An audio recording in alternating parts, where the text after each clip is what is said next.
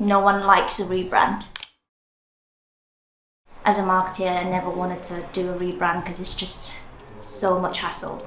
Everyone seemed to have the same idea about the change that we need to make, and I thought, this is the best time to do it.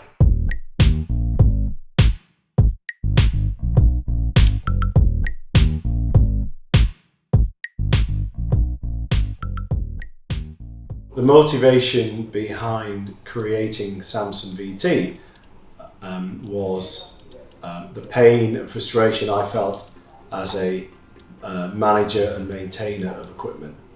And we would take the broken asset back to the REMI, the mechanics, and put them under pressure to try and understand why our equipment wasn't working. And in lots of cases, it wasn't down to the technical competency of the REMI of the mechanics. It was due to this void in information between the OEM, the original equipment manufacturer, and us, the user community. That void is present throughout all industries. I saw it while I was in the military, whilst trying to maintain vital equipment when our lives depended on it. I saw it whilst working with the United Nations out in Africa, key assets that were vital to our operations. And then again, whilst working in industry for some of the biggest OEMs in the world like Chrysler and General Dynamics, the data information void within the aftermarket world is prevalent in all industries. Immersive technologies were potentially the silver bullet for the aftermarket world. By digitalizing technical manuals, you can ensure that they're continuously accurate, they're available 24/7, and you're putting the information that's needed in the hands of the people that need it at the point in which they need it.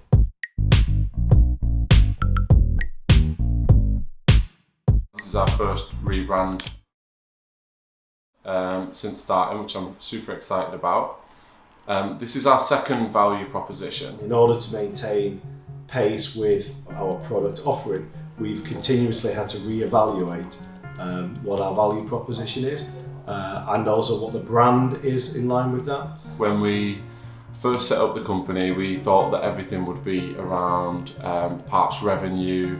It became very clear and very apparent early on, the focus around correct parts identification. That is the number one problem that we hear as a sales team. It's been a continuous evolution as we've gone from zero to, I guess we can say, hero at this point. I think one of the main problems is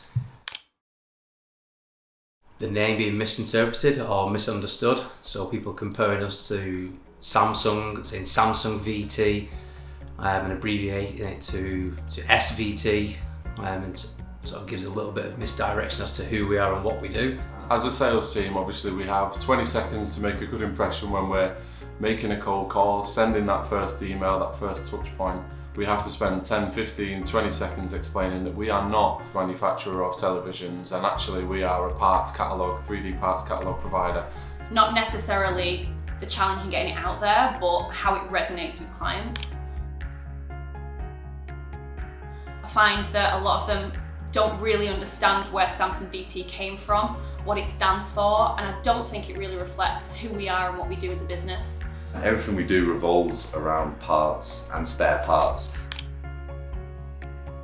So having a name like Partful, where you don't have to explain necessarily too much after that of what we actually do and what we're calling up about, would help massively. And also with SamsonVT, just how it's said.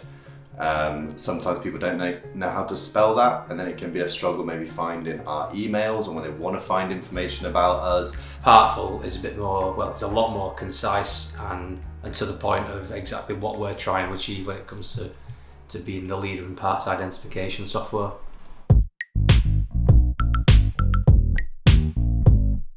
I'd say it's kind of like a roller coaster ride. Interesting and exciting. At first it was like kind of a debate, and especially for myself it was like, as a marketer I never wanted to do a rebrand because it's just so much hassle. When I arrived, SamsonVT's CTO in the summer of last year. The brands Partful and Workflow were already brands. The idea was we were going to go to market with two separate brands, but also SamsonVT as a company. The name SamsonVT, the original name,